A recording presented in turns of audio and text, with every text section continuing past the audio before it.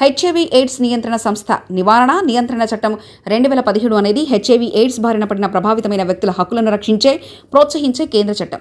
HIV AIDS వ్యాధిని నిరోధించడం, నియంత్రించడం, ఆ వ్యాధి బారిన పడిన ప్రభావితమైన వ్యక్తులకు చట్టపరమైన మానవ హక్కులను బలోపేతం చేయడం లక్ష్యంగా ఈ చట్టం సెప్టెంబర్ 10, 2018 అమల్లోకి వచ్చింది. ఇది ఆరోగ్య సంరక్షణ ప్రదాతల హక్కులను కూడా రక్షించడానికి ప్రయత్నిస్తుంది. ఈ చట్టం కలంకం, వివక్షతను పరిష్కరిస్తుంది. సేవలను పొందేందుకు వీలు కల్పించే వాతావరణాన్ని సృష్టించడానికి కృషి చేస్తుంది. అవకాశవాద సంక్రమణ నిర్వహణకు సంబంధించి రోగ నిర్ధారణ సౌకర్యాలను అందిస్తుంది. వేగవంతమైన పరిష్కారాన్ని అందించే లక్ష్యంతో రాష్ట్ర స్థాయిలో అంబుడ్స్మన్, సంస్థ స్థాయిలో ఫిర్యాదుల అధికారి రూపంలో బలమైన ఫిర్యాదుల పరిష్కార యంత్రాంగాన్ని కూడా ఈ చట్టం అందిస్తుంది. ఈ వ్యవస్థ చేసే విషయాలను మనం ఇప్పటిదాకా చెప్పుకున్నాం. అయితే ఈ వ్యవస్థలో ఇలా ఏమీ జరగకుండా ఒకే ఒకడు స్వార్థంగా తన అవసరం కోసం, తన ధనార్జన కోసం, తన జీవితం మాత్రమే హ్యాపీగా ఉండడం కోసం ఎంతో మంది జీవితాలన్నిటినీ నాశనం చేస్తున్నాడు.